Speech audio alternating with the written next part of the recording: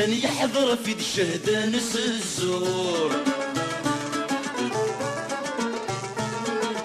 سوجن وين دكير يقضعني يجمزل شحال ذا قرور الكثرة ديك سن غران الولندي تمديت يرغن. Donc si vous enlevez les hydrocarbures, la richesse que nous produisons est de 75 milliards de dollars. 64 milliards de dollars, c'est 3 fois rien. Voilà. Donc effectivement, nous sommes dans une situation extrêmement difficile. Moi j'ajouterais encore une chose concernant surtout la Kabylie. Lorsque les derniers retraités vont partir, parce qu'un jour ou l'autre ils vont partir, toute cette jeunesse-là qui n'a jamais cotisé, qui n'a pas de retraite, qu'est-ce qu'elle va devenir? Ça va être c'est une bombe à retardement. Donc, par la force des choses, effectivement, il faut que ça bouge.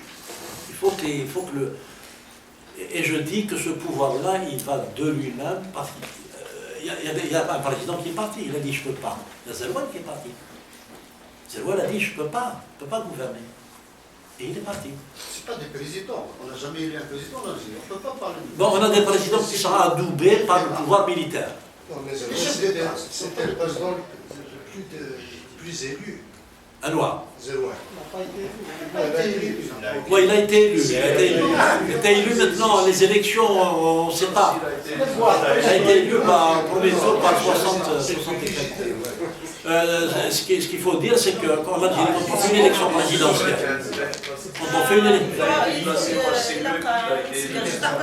une élection présidentielle, on ne fixe même pas la date de l'élection.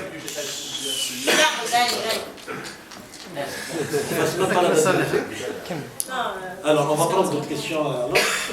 Le prochain Zahir. Ok, d'accord.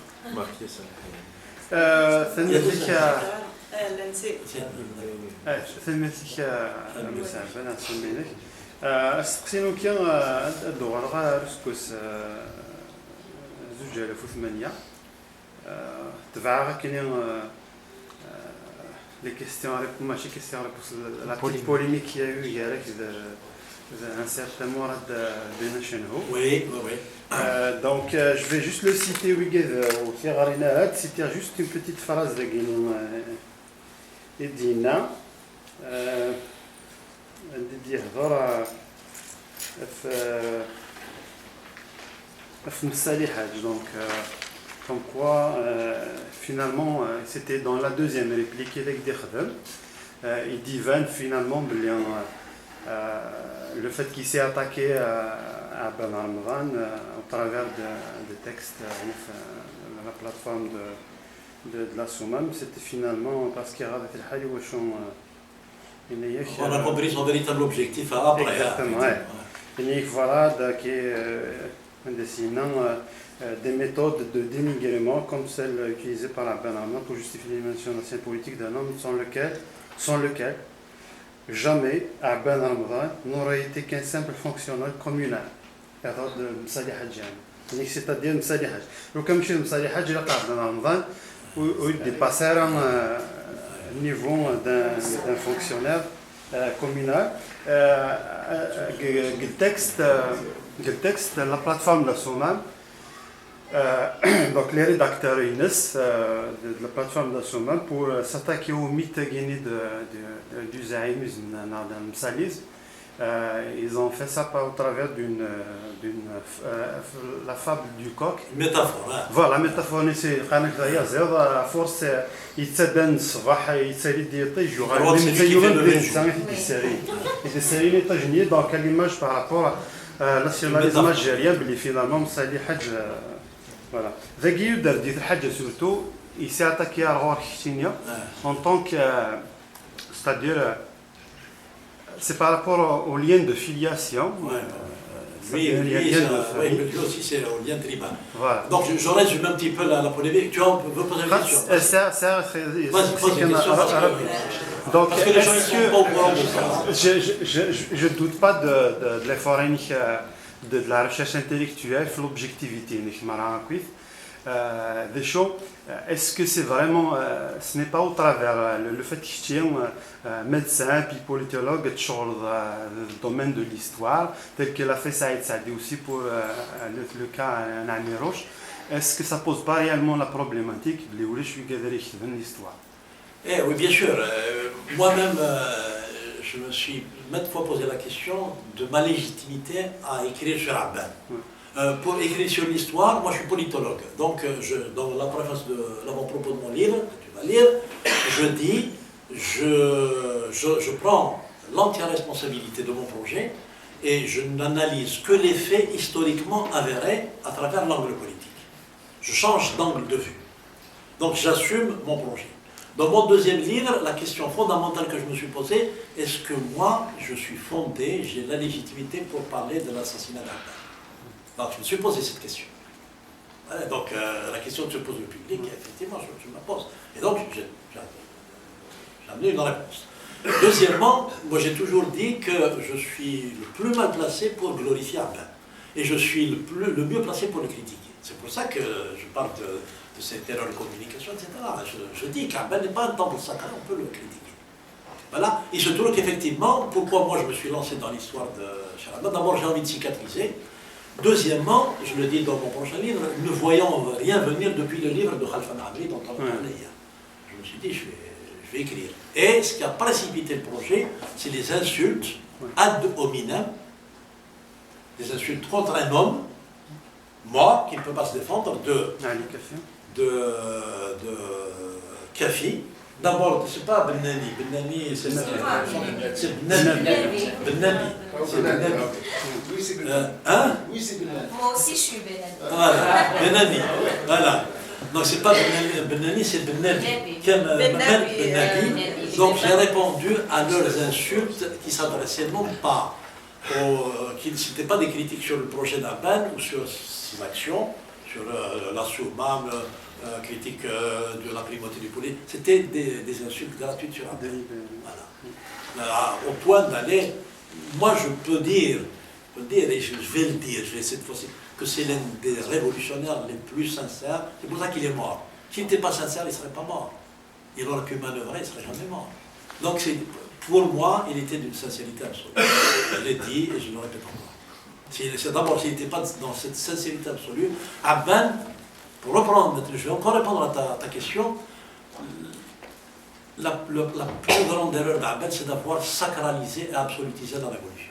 C'est-à-dire, rien ne comptait au-dessus de ça. Au point où il était capable de faire des erreurs. Voilà. Et d'ailleurs, c'est ce qui lui a coûté la vie. Il a absolutisé, rien ne comptait au-dessus de ça. Voilà. L'unité nationale, vous voyez, quand j'ai répondu à Ben Ajlou, et il pensait que j'allais lui répondre en tant que Kabyle. J'ai commencé par parler de l'autre fille qui est de chez lui, qui est un colonel Tlemcenia, en disant, oui, voilà, vous avez des héros. Donc, moi, je réfléchis national. Donc, l'unité nationale, c'était à Bali, il l'a sacralisé, ça au point, effectivement, où il était capable de faire des erreurs.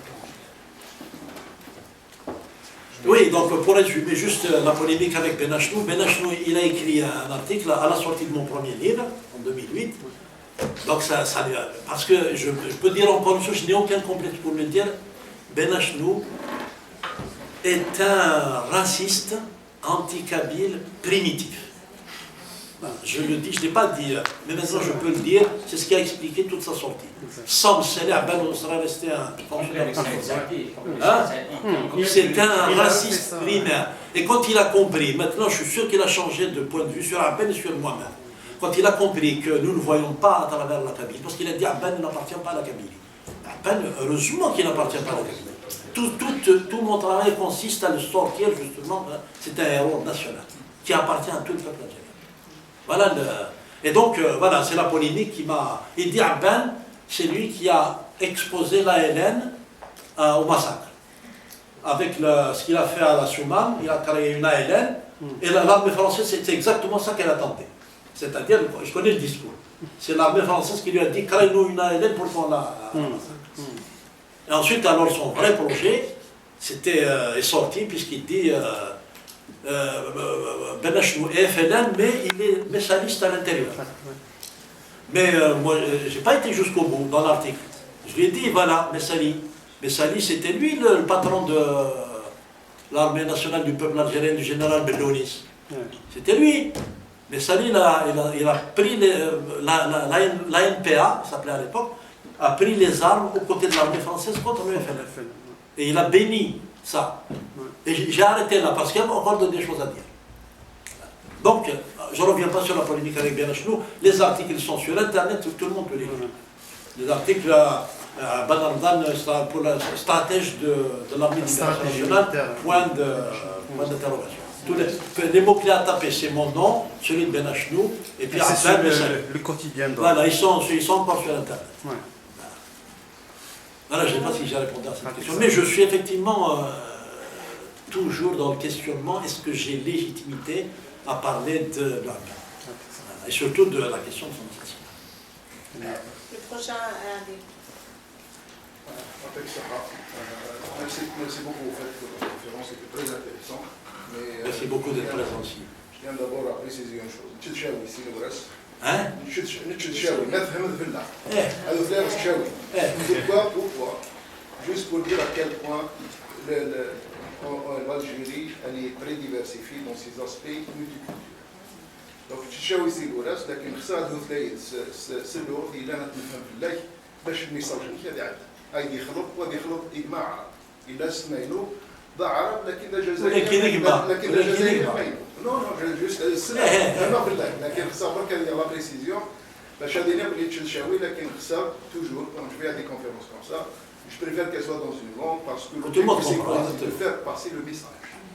Donc si on parle dans une langue, c'est vrai, on est minoritaire peut-être qui ne comprend pas le kabyle, mais si on est là, c'est parce qu'on a aimé, et je remercie vraiment les organisateurs de faire venir des Algériens comme vous, qui m'ont fait l'année dernière, qui joue toute la France.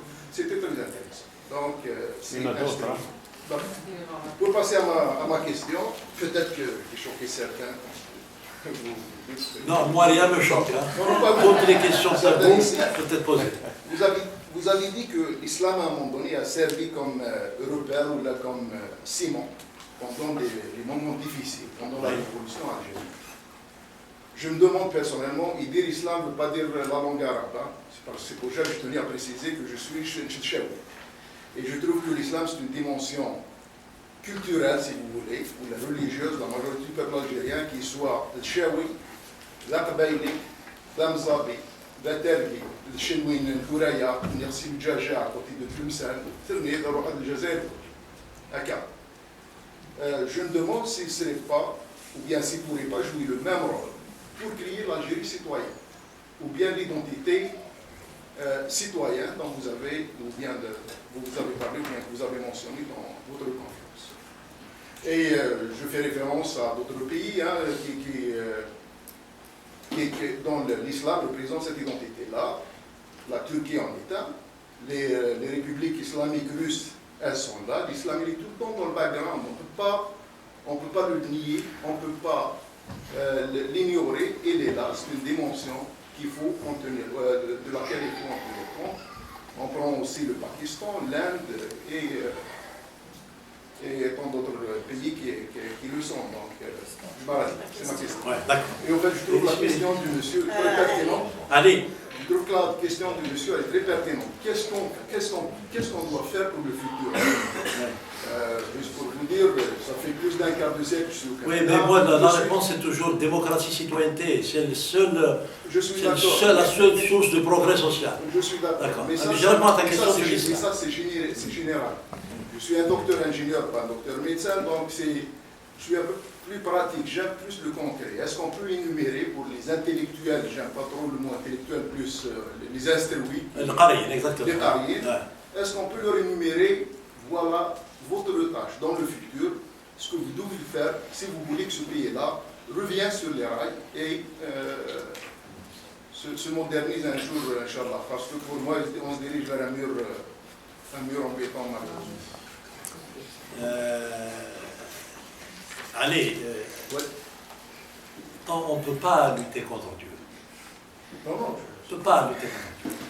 D'abord, personne n'a l'intention de lutter contre Dieu. Deuxièmement, on introduit ce qu'on appelle aussi, tout le monde sait ça, le point Godwin, c'est-à-dire à partir du moment où on atteint, on ne peut plus discuter. On ne peut plus discuter. La religion, c'est ça. La religion, ça doit se laisser dans le cœur et dans le foyer. La mosquée aussi. Mais si on l'introduit en politique, on biaise tout. On va biaiser.